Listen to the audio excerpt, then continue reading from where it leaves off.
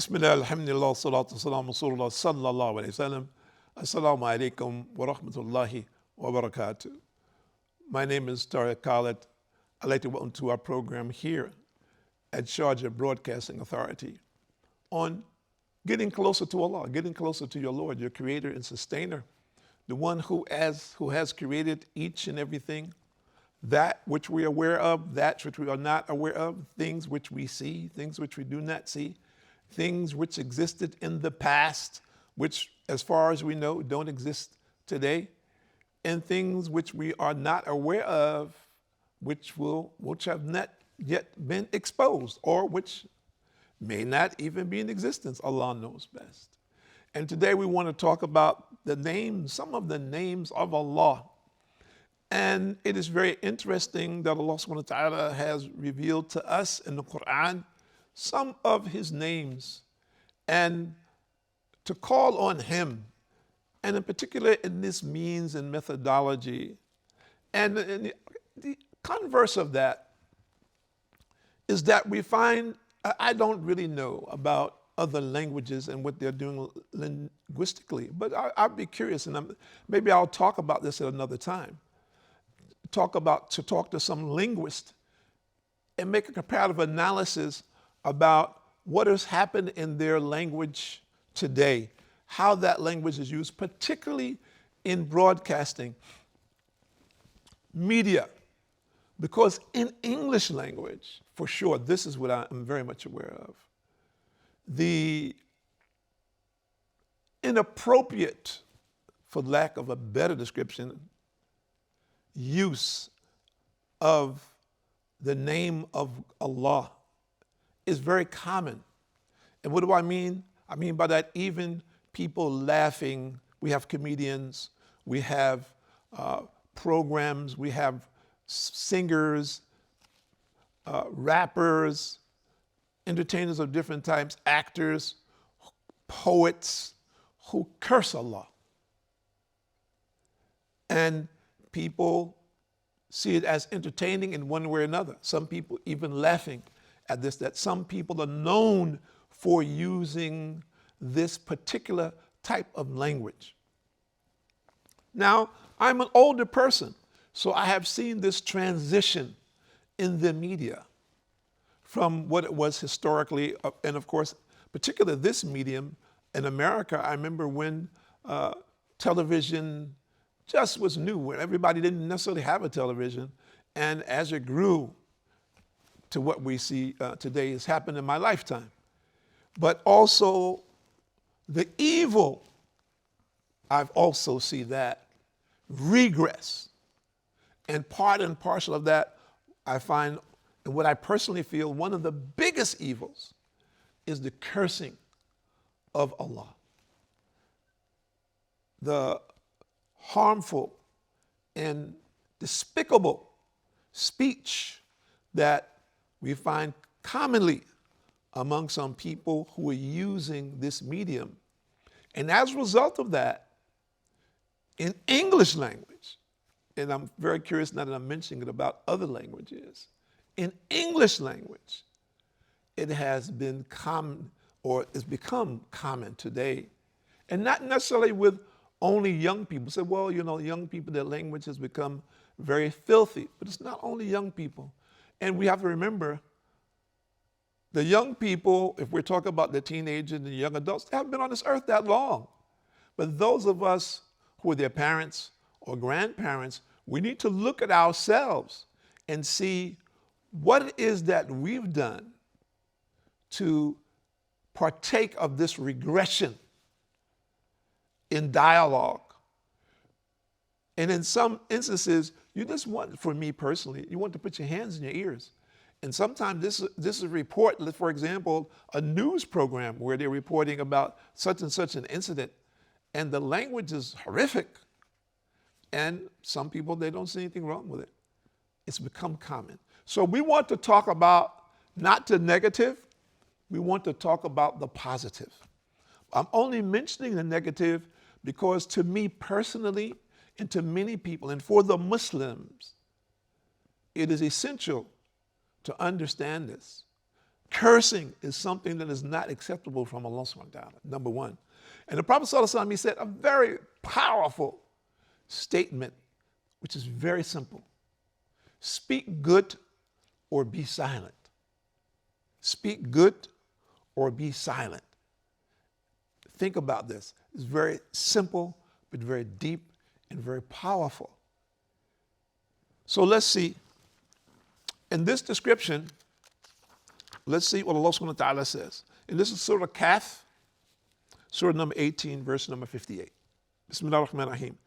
In your Rabb, meaning your Lord, is ever forgiving, owner of mercy. Were he to call them to account for what they had earned, surely he would have hastened on their punishment.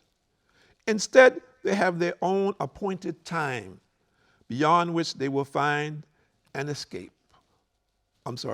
Beyond which they will find no escape. So, the name Allah, the creator and sustainer of all things. See, Allah, people say, well, where does Allah name come from? This is Arabic. We don't accept that. We don't believe in it. We're saying here in Arabic language, Allah says that He is Allah. And then the name Rabb in Arabic, which means the Lord, and Cherisher, which you'll find commonly when Muslims are making supplication. And is the one who nurtures and sustains all of us, His servants, through regulating and governing their affairs and granting them all types of favors and blessings. More specifically, He's the one who nurtures and sustains His sincere friends by correcting and purifying their hearts, souls, and manners. Look at this combination. Let's think about this a little bit. Hearts, souls, and manners. These three things. And we find many people, they're looking for one or the other, but they're not seeing the importance of this combination. Heart. We're talking about the heart, the spiritual heart, the content of the heart. As we hear some people say, some people are heartless. So what is the person who we says has a pure heart? The pure-hearted person is the one who is doing the most to obey the commandments of Allah and has the greatest concern about obedience to Allah and is concerned about the acts that he or she may do that are disobedience to Allah and makes effort to correct them. And what happens in that? His manners. His manners. If I were to ask you today, and I'm not talking to the old people like me, because the old people generally probably have a different mindset, because in our time, I found that people globally, there were some similarities in what we considered good manners. But if I ask you viewers today, ask yourself, what you considered a well-mannered person? What is good manners today? What does it mean to you? What is the value of it? When you say, I like that young man, or I like that young woman, he or she has very good manners. They're very respectful. What does that mean? In terms of their dialogue, in terms of their habits, what is it that is the criteria for that for you? Is it because he or she shows an acceptance and submission to Allah in their behavior, in their character, and in their very speech and actions? Is that the case? Or is it something other than that? And that is for us to look at and see which is better. This is why their supplications are frequently made with this noble name, Ya Rab, because they seek this specific nurturing, asking, Oh my Lord,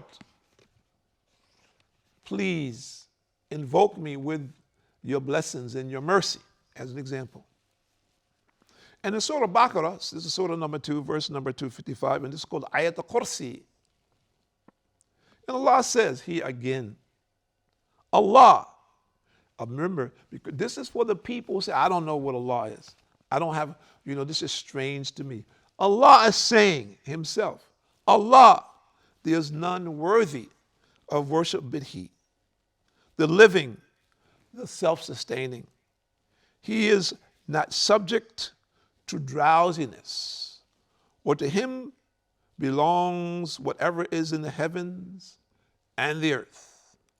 Who is there that can intercede with him except with his permission?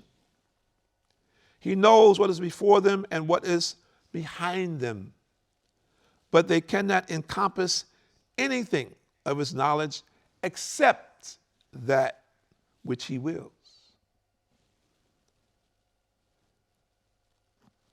His footstool encompasses the heavens and the earth, and he feels no fatigue in preserving them. He is the Most High, the Most Great. And this is Allah describing himself. And one of the names, Al-Malik, the king, he is described in this attribute as being the master and the owner. These are the attributes describing his grandeur, glory, and majesty, omnipotence in his governance and regulation of the affairs. He is the one who directs all of the affairs to do with creation, command, and recompense. To him belongs the whole of creation. All of it is subservient to him, owned by him, and in continuous need of him. In the Surah Taha, this is Surah number 20, verse number 114, Allah says, Bismillah ar-Rahman ar-Rahim, then high exalted be Allah, Al-Malik, the truth. Do not be in haste with the Quran before its revelation is completed to you, and say, my Lord, increase me in knowledge. And in Surah Al-Imran, Surah number 3, verse number 26, Bismillah ar-Rahman ar-Rahim, say, O Allah, Malik of the kingdom, you give sovereignty to whom you will, and you take sovereignty from whom you will. You exalt whom you will, and you humiliate whom you will. In your hand is all good. Indeed, you have power over all things. In the Surah Al-Buruj, Surah number 85, verse number 9, Allah says, Bismillah ar-Rahman ar-Rahim, Elillahu mulk, meaning of the heavens and the earth, and Allah is witness over all things. And he is the Lord over all things. And another attribute is Al-Wahid, or Al-Ahad, the one. He is the one who is singled out in all aspects of perfection, such that nothing else shares with him in these. It is obligatory upon the servants to single him out alone in belief, saying and action by acknowledging his unrestricted perfection, his uniqueness, and singling him out alone for all types of worship. And in Surah Yusuf, Surah number 12, verse number 39, Bismillah ar-Rahman ar-Rahim, O two companions of the prison, are many differences Lords better, or Allah, Al-Wahid, the irresistible? And Allah says in Surah Al-Ikhlas, Surah number 114, say he is Allah, Al-Ahad, As-Samad, the self-sufficient. So Allah subhanahu wa ta'ala is saying himself, he is telling us who he is. We don't have to hear it from men. We don't have to speculate. There's no chance for misunderstanding or misguidance. The Quran was revealed in Arabic language by Allah and protected by Allah until the day of judgment for those people who choose to hear, to obey, to follow, to implement in their life on a daily routine. We're inviting everyone in our programs to adhere to Islam for the sake of their own souls. I started this program talking about the negativeness of speech in which we hear today And on the other hand, we hear about the purity of our Lord and Creator. And he who only accepts this behavior, this manner from us, it is essential for us to correct ourselves, our hearts, our souls, our manners, our speech, our relationships, as we see today a sort of global confusion where many of us ourselves are trapped in one way or another. The clear path, and that path is clear for those who wish to choose it, is for those who submit to Allah. We've talked about some of the attributes of Allah. We should cling to those attributes. We should learn them. We should implement them in our life. We should beseech Allah by using these attributes, looking and believing that our salvation is in submission to Allah subhanahu wa ta'ala in the way in which He has ordained for us, in all circumstances, regardless of what may appear. And we may and must see the way out of every condition. It is only by the help and mercy of Allah that what other vehicles that we may see, or we may use, or we may believe in, that ultimately it is only by Allah's permission that this happens. So we need to have clarity about our status with our Lord while we have time on this earth. And time is running out. My name is Tariq Khalid. I would like to thank you for joining us here at Sharjah Broadcasting Authority. And it is with our best, let's say, feelings for you, our audience, that Allah guide all of you to the correct path. And those that are on the path, may Allah bless you and keep your feet firm in this which Allah has given us as the greatest gift to all mankind until the day of judgment. Islam. Assalamu alaikum wa rahmatullahi wa barakatuh.